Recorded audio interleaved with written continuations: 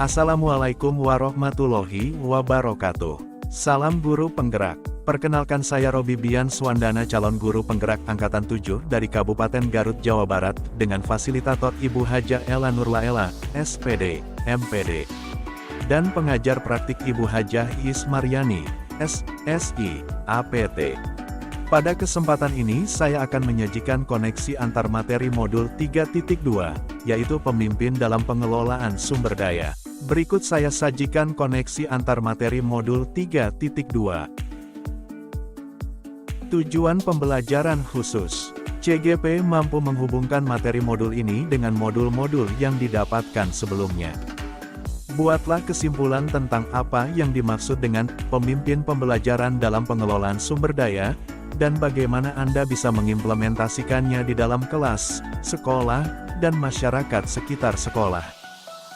Sekolah adalah sebuah bentuk interaksi antara faktor biotik, unsur yang hidup, dan abiotik, unsur yang tidak hidup. Kedua unsur ini saling berinteraksi satu sama lainnya sehingga mampu menciptakan hubungan yang selaras dan harmonis. Dalam ekosistem sekolah, faktor-faktor biotik akan saling memengaruhi dan membutuhkan keterlibatan aktif satu sama lainnya. Ada dua pendekatan yang digunakan dalam pengelolaan sumber daya, yaitu: pertama, pendekatan berbasis kekurangan atau masalah, deficit-based approach, yaitu akan memusatkan perhatian kita pada apa yang mengganggu, apa yang kurang, dan apa yang tidak berfungsi dengan baik. Kedua, pendekatan berbasis aset, asset-based approach, yaitu memusatkan perhatian pada apa yang berjalan dengan baik, yang menjadi kekuatan ataupun potensi yang positif yang ada di sekolah. Seorang pemimpin pembelajaran memiliki tugas mengelola sumber daya yang ada dan mengoptimalkannya dalam mendukung proses pembelajaran murid. Optimalisasi aset sumber daya harus dikuasai oleh seorang pemimpin pembelajaran dalam pemanfaatannya. Dalam proses manajemen, seorang pemimpin harus berusaha untuk fokus pada potensi kekuatan sumber daya tersebut. Sumber daya, aset yang dimiliki sekolah, merupakan faktor penting dari usaha peningkatan kualitas pendidikan. Ada 7 aset sebagai modal utama yang dapat dikelola dalam rangka upaya peningkatan kualitas pendidikan, yaitu: ke-1 modal manusia, kedua modal sosial, ketiga modal politik, keempat modal agama dan budaya, kelima modal fisik, keenam modal lingkungan, alam, dan terakhir modal finansial. Jadi pemimpin pembelajaran dalam pengelolaan sumber daya, yaitu seorang pemimpin yang mampu mengidentifikasi, menggali, menganalisis, memetakan, dan memberdayakan sumber daya, aset utama yang ada, 7 modal, aset, seoptimal mungkin. Implementasi yang dilakukan: pertama, mengidentifikasi, menganalisis, dan memetakan aset, kekuatan yang dimiliki kelas, sekolah, dan masyarakat sekitar. Kedua, mengelola secara optimal sumber daya, 7 aset, modal, yang dimiliki dengan menggunakan pendekatan berbasis kekuatan, asset-based approach, untuk menunjang proses pembelajaran dan penumbuhan bakat, minat, dan potensi murid. Jelaskan dan berikan contoh bagaimana hubungan pengelolaan sumber daya yang tepat akan membantu proses pembelajaran murid menjadi lebih berkualitas. Pengelolaan sumber daya yang tepat akan berdampak pada pembelajaran yang berkualitas. Adanya kerjasama warga sekolah dalam mengelola sumber daya dapat memunculkan ide atau gagasan baru yang dapat meningkatkan kualitas pembelajaran. Optimalisasi sumber daya yang dimiliki dengan memperhatikan kebutuhan dan keragaman siswa dapat membuat siswa untuk berpikir kritis, kreatif dan mandiri dalam mengembangkan bakat, minat dan potensinya sehingga pembelajaran menjadi berkualitas. Contoh pengelolaan sumber daya yang tepat akan membantu proses pembelajaran murid menjadi lebih berkualitas. 1. Modal manusia. Guru yang berpihak pada murid, mandiri, kolaboratif, inovatif, dan reflektif mampu mendorong murid dalam mengembangkan potensi, bakat, dan minatnya. 2. Modal sosial, adanya hubungan, relasi yang baik dengan instansi terkait atau lembaga lain dapat dimanfaatkan sebagai sumber belajar murid. 3. Modal politik, Kebijakan kepala sekolah yang berpihak pada murid membantu guru dalam upaya pengelolaan sumber daya demi terwujudnya pembelajaran yang berkualitas. 4. Modal agama dan budaya. Pembiasaan hal-hal positif yang dilaksanakan secara rutin dapat meningkatkan nilai religius dan keimanan murid. Sikap gotong royong, peduli, mencerminkan identitas budaya bangsa. 5. Modal fisik, sarana dan prasarana yang memadai dapat meningkatkan mutu pembelajaran murid. 6. Modal lingkungan, alam, pemanfaatan lingkungan sekitar sekolah, seperti taman, kebun sekolah dapat digunakan sebagai sumber belajar bagi murid. 7. Modal finansial, BOS, koperasi sekolah, dana PIP dapat digunakan untuk berbagai kebutuhan dan kegiatan yang berpihak pada murid. Berikan beberapa contoh bagaimana materi ini juga berhubungan dengan modul lainnya yang Anda dapatkan sebelumnya selama mengikuti pendidikan guru penggerak. Modul 1.1, Filosofi Pendidikan Ki Hajar Dewantara dengan pengelolaan sumber daya.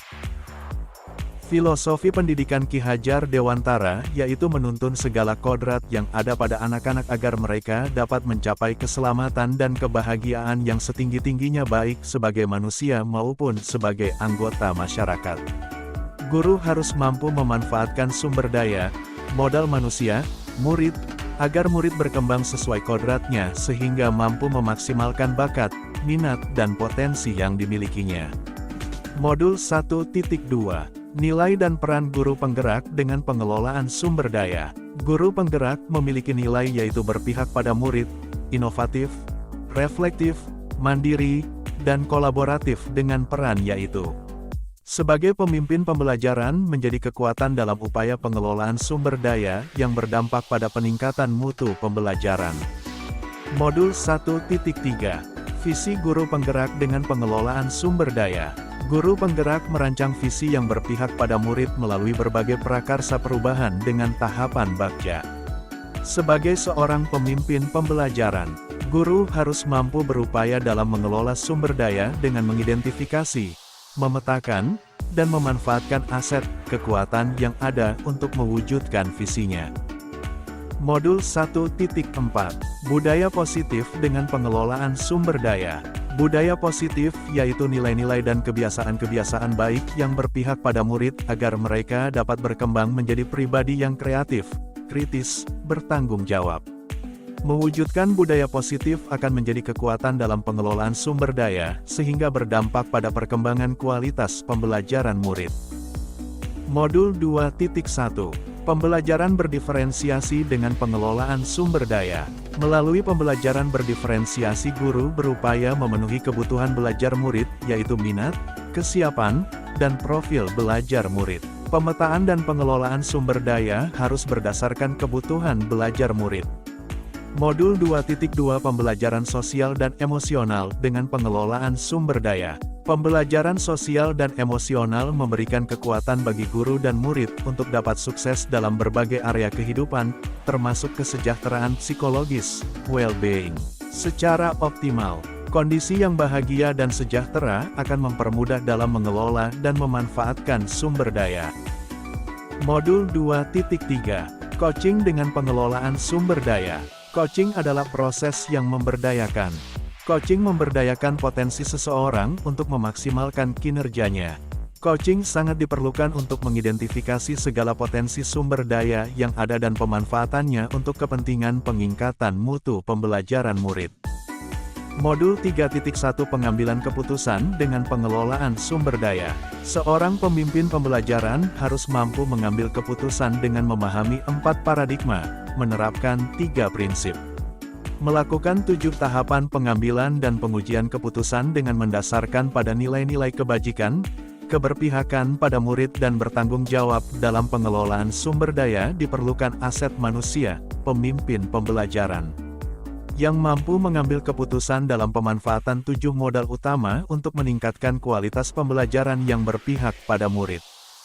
Ceritakan pula bagaimana hubungan antara sebelum dan sesudah Anda mengikuti modul ini, serta pemikiran apa yang sudah berubah di diri Anda setelah Anda mengikuti proses pembelajaran dalam modul ini. Sebelum mempelajari modul 3.2 ini dalam pengelolaan sumber daya, saya hanya mengidentifikasi permasalahan, kekurangan tanpa melihat kekuatan pada sumber daya yang ada sehingga kekuatan yang ada tidak teridentifikasi dan terpetakan. Akhirnya upaya pengelolaan yang dilakukan kurang maksimal. Setelah mempelajari modul 3.2 ini, saya mendapatkan pencerahan serta perubahan positif. Saya lebih menggali dan memetakan kekuatan sumber daya pendekatan berbasis aset, sehingga saya lebih optimis untuk mewujudkan visi berpihak pada berbagai prakarsa perubahan dengan memanfaatkan aset, kekuatan sumber daya yang ada. Demikian pemaparan dari saya, salam guru penggerak, wassalamualaikum warahmatullahi wabarakatuh.